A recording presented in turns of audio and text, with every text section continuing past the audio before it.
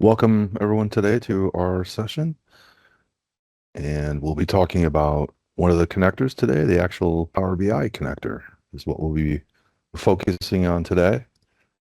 My name's Adam Kurtz, and I'll be stepping you through the topics for today. And so we'll be talking about the Power BI connector, of course. So how do you connect the connector? How do you use it with the Stratum data? um, Leveraging Stratum and some of the views that you would create to do this. How does it all come together? And so we'll talk about some concepts and then we'll get into a demo. And if you have any questions, feel free to use the chat feature and ask any question that might come up, or you can always contact me once the session's over. So I'll give you my contact information. Today we'll be talking about the Power BI connector, which is part of the Access Hub. So as you can see in the lower quadrant, right on the right-hand side, the Access Hub, the Power BI connector is just one piece of the Access Hub that's available. As you can see, there's other ways to get to your data using Excel, using APIs, using email distribution, and some forecasting concepts as well. So today we'll be focusing on the Power BI connector. If you're not familiar with Power BI, it's basically a Microsoft product that allows you to create reports and visuals. It's pretty nifty in terms of the different visuals you can create and how easy that you can bring it together. It's pretty cost effective depending on the different tiers that you select for cost for licensing. Um, Fully customizable visualization options, simple collaboration. You upload everything to Microsoft's cloud and you collaborate the reports using Microsoft's basically their cloud architecture, and lots of visualization options. So you can really do a lot of different things, mapping and many different types of graphs and charts that are available. Um, and if you're looking for something to do within Stratum that you can't quite create with some of our dashboarding capabilities, certainly this is just another avenue for your users to get powerful reports and visuals created. So, and of course, it's a Microsoft tool. It makes a lot of sense just to have that available, and make it easier to use with your Stratum data. Basically, it sits in between your Power BI desktop designer and your viewer interface. It is an install. It's a very small setup file that you would run wherever your Power BI connector, or I should say your Power BI software. Obviously, if you have that with on your laptop or on your PC, you would definitely need to download the Power BI connector software and load that so that that becomes available as an option within your Power BI interface. Um, if you are licensed for it, if you're not sure, you can you'll contact me and I can help you with that. And I can also help you with getting it downloaded. We have a customer portal, customernet.sylvan.com, that you would be able to download it from. It then allows you to connect to your viewer interface and gain access to your views. As a matter of fact, that's what you're seeing right here on the screen is my demonstration environment. I'm able to connect to that. As you can see, there's the URL right there on top, and then all the different views that are available within that application would then be available within different folders, as you can see. So you would just expand the folder that you want to gain access to that view, and then you make the selection. Yes, I want to use comparative sales. That's the view I want to use for this particular report. On the right-hand side, you'll see a preview. It'll actually show you a quick preview of the data that you're bringing into the Power BI designer. I'll show you this within the demo, and you'll be able to see how this works. So you make the connection, you tell it to bring in some views. You don't have to bring in just one view. You can bring in multiple views depending on what type of data you want to include. And the views then become available on the right-hand side where it says fields within your Power BI interface. Each view acts as basically a table, essentially. And as you can see, you can expand the view and then you gain access to the different elements that are available within your view, like the different measures. As you can see, all the different measures are notated by the sum Greek sign, um, indicating that's numeric, essentially, or a measure. As you can see below, you can see some levels like customer sold to, division, long, description, and as you can see, those don't have that Greek symbol next to it. So indicating that you would use those as levels to aggregate your data with.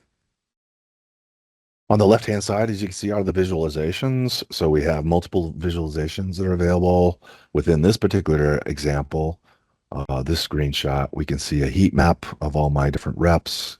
We can see, just by looking at the heat map, who some of the top reps are in terms of volume. How is my different products, how are they performing, for the rolling 3-month period up in the upper left-hand quadrant. A trend of the business, as you can see, can be made available. Here is another trend report down here that's multiple, as you can see, you can have a stacked and a line graph. That's available too. Charting, or I should say cards. So you can see what the numbers are just as a card indication, which I like a lot too. So all of these are available and more for you to explore and to visualize, to make your data more visual from Stratum. Let's get into the demo and I can show you how to connect, and we can kind of play around with some things, add in a visualization. I can show you how easy it is to kind of play with the data within the interface. If you need to contact me, if you have any questions or anything comes up regarding today's session or anything else regarding Stratum, you can feel free to contact me. Again, my name's Adam Kurtz. That's my email address. That's my phone number if you want to give me a call. And you can contact me, and I can help you with anything about your Stratum product.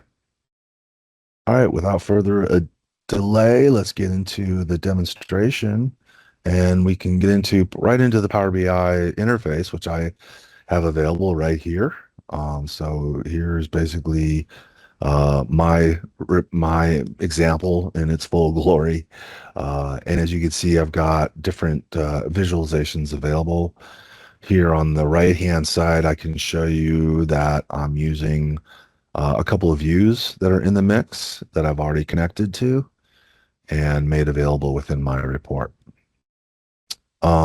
If you need to connect to and bring in yet another view, you can do that pretty easily by going um,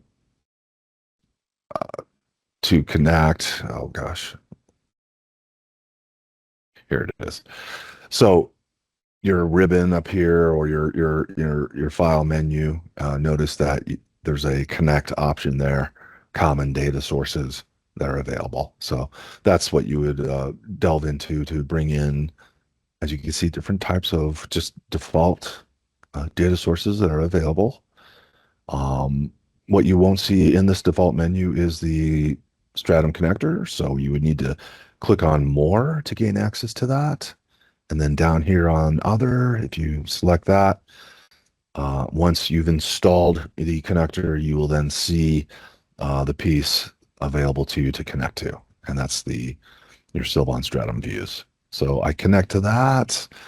It then asks me for the URL to the Stratum application. I can then go to my application and grab or copy that and then paste that back into my URL option.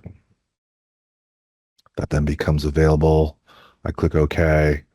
It then makes its connection and provides the list of views available to me within that application. So there's my application. Here's all the views that I have within the application.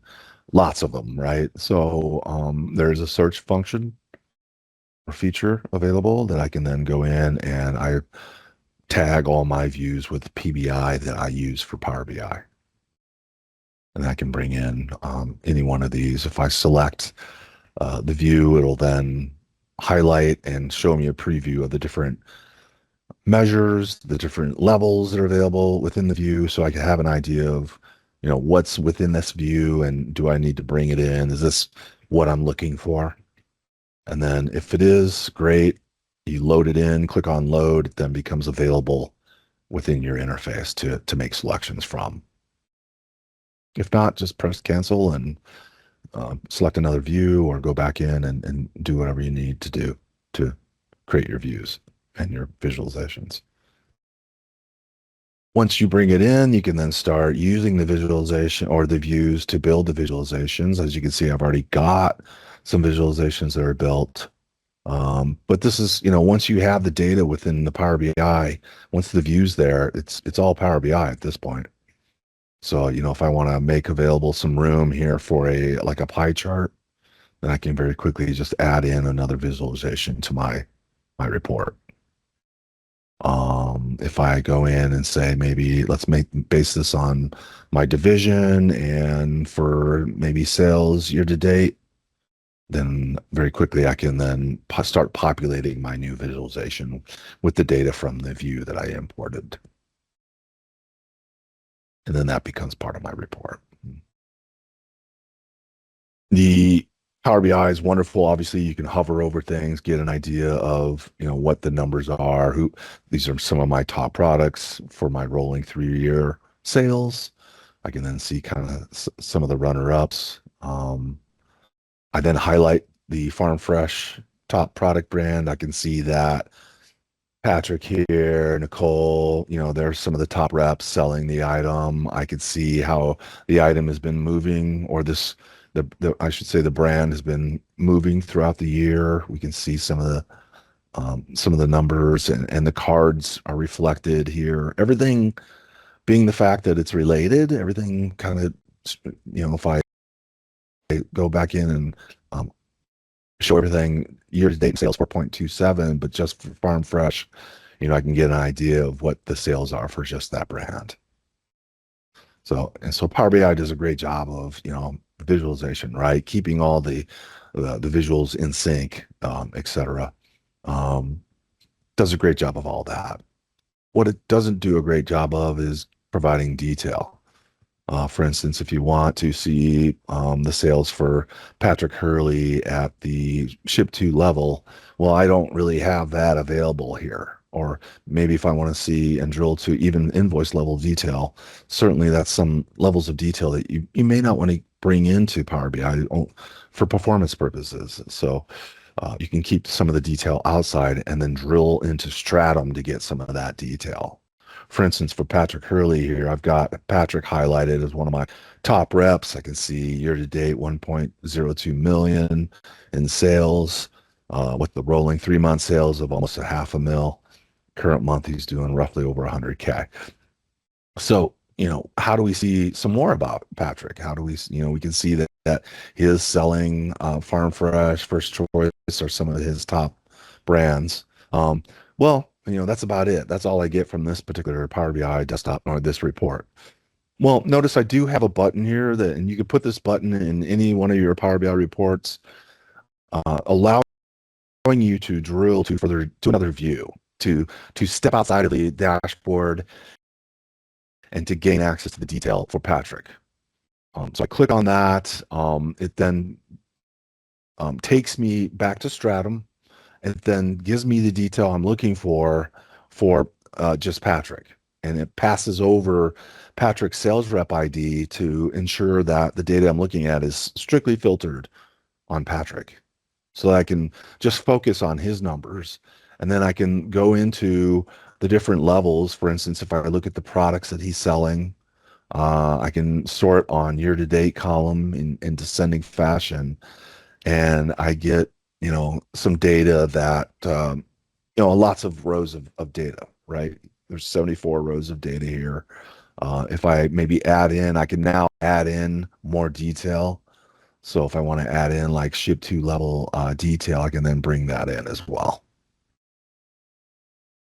So now I can see all of Patrick's ship twos if I wanted to get to that level of detail. Now, again, this is a demo environment, so you may not, you'll probably have a way more ship twos than I do here. So, but you get the gist of it, right? Some of this, keeping some of the levels out of your Power BI reports that would present lots of data would be, something that you could actually do and drive and manage right here within the Power BI report. I could play the same game with Nicole and kind of see what her numbers look like behind the scenes, outside of the Power BI report. And Nicole here away with a potential from last year. Just comparing her to last year, she's not doing great. So these are the types of things. And again, I can then delve into her customers and her products, the same way I did with Patrick to get some of that additional detail. It looks like she's struggling, across the board here. So now you gain some insight into this rep versus the other rep in terms of how they're performing.